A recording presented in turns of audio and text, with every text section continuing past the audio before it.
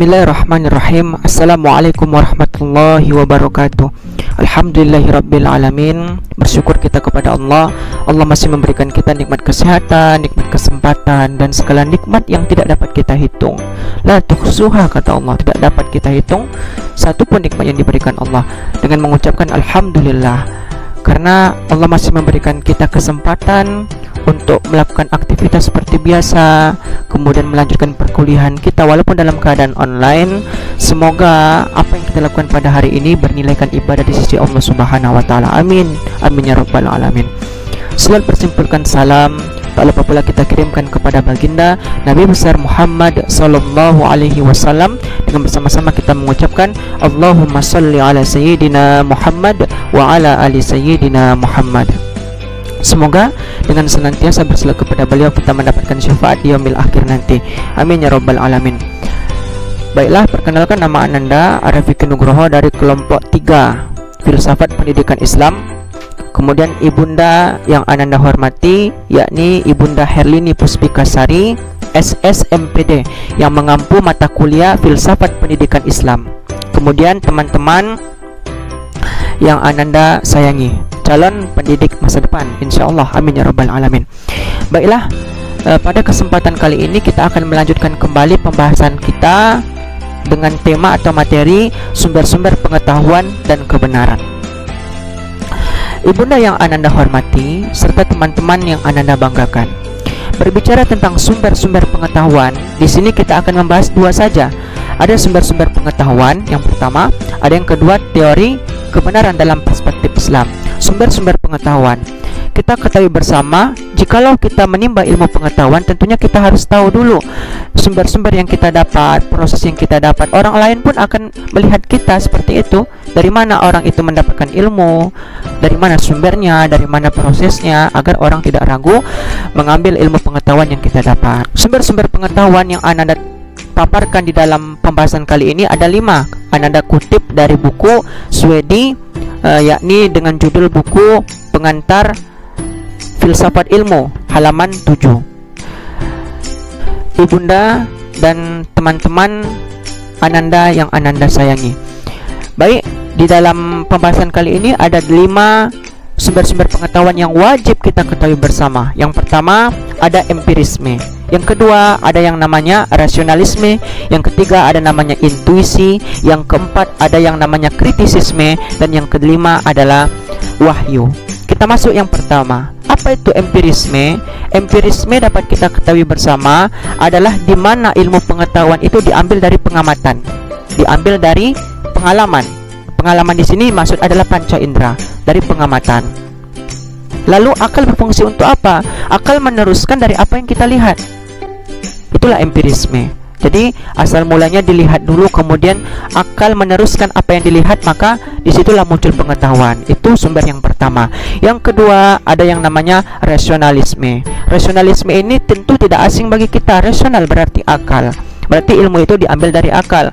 Banyak para ahli mengemukakan bahwa akal ini tidak dapat diragukan kebenarannya. Ada yang mengatakan seperti itu, merupakan alat ukur yang tinggi. Namun ada juga beberapa ahli yang masih meragukan, karena harus diambil dari pengamatan seperti sumber pengetahuan yang pertama tadi, yakni empirisme. Kemudian yang ketiga adalah intuisi. Apa itu intuisi? Evolusi dari pemahaman.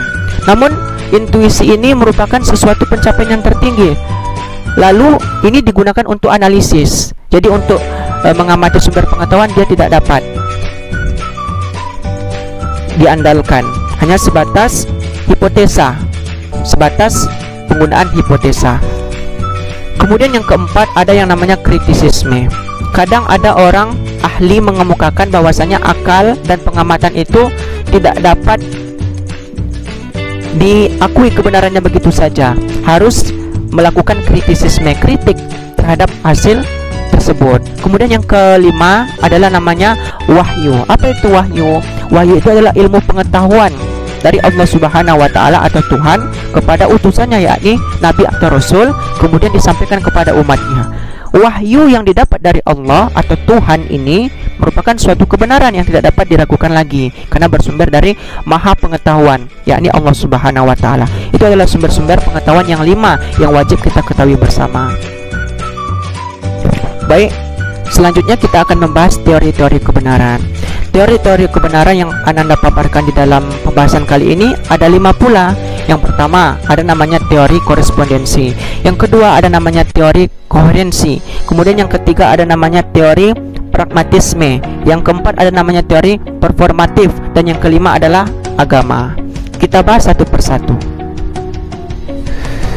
Yang pertama adalah teori korespondensi. Apa itu teori korespondensi? Teori korespondensi ini adalah suatu kebenaran yang diyakini jikalau kebenaran itu berhubungan dengan fakta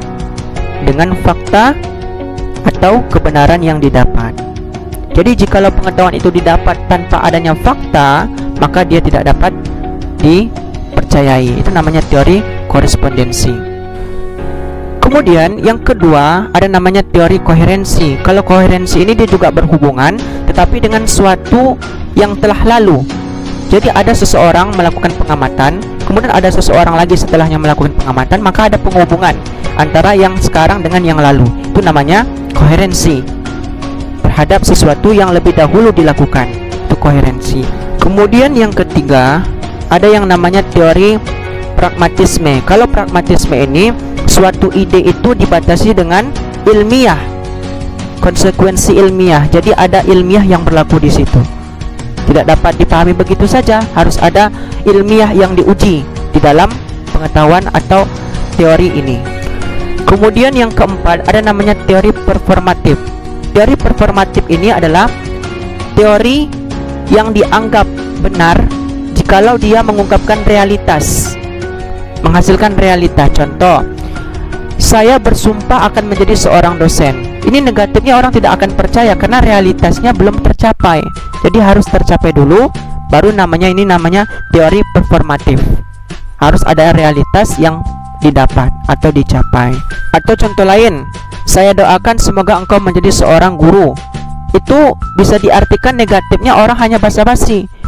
Jadi tidak ada realitas. Jadi sampaikan dulu realitasnya, itu baru namanya teori performatif.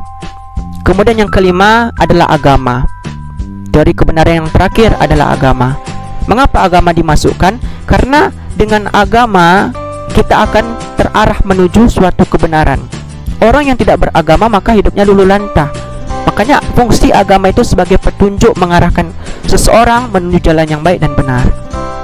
Makanya orang yang anti agama itu salah mengatakan bahwa agama itu membuat hidup mereka hampa, membuat hidup mereka hancur, diatur-atur dengan ketentuan agama. Salah. Karena dengan agamalah mereka dapat terarah. Nah, itu teori kebenaran yang kelima, yakni agama. Karena dengan agama pasti terdapat sumber-sumber pengetahuan, teori-teori juga pengetahuan yang benar dari Allah Subhanahu wa taala dan nabinya yang mengandung kebenaran. Itu teori-teori yang dapat dipaparkan dalam pembahasan kali ini. Semoga bermanfaat bagi kita semua. Terkhususnya Anda sendiri, bukan maksud untuk mengajarkan tetapi hanya untuk berbagi. Dan jikalau ada sesuatu yang salah, ada kata-kata yang salah, Anda mohon maaf, terutama kepada ibunda dan teman-teman semua. Semoga ilmu ini bermanfaat dan diharapkan juga untuk men-share video ini. Semoga menjadi amal ibadah buat kita semua, bagi yang melihat, bagi yang meng-like, dan bagi yang men-subscribe video ini oleh Allah Subhanahu wa taala. Amin ya rabbal alamin. Ananda mohon maaf. Wabillahi taufiq wal hidayah. Assalamualaikum warahmatullahi wabarakatuh.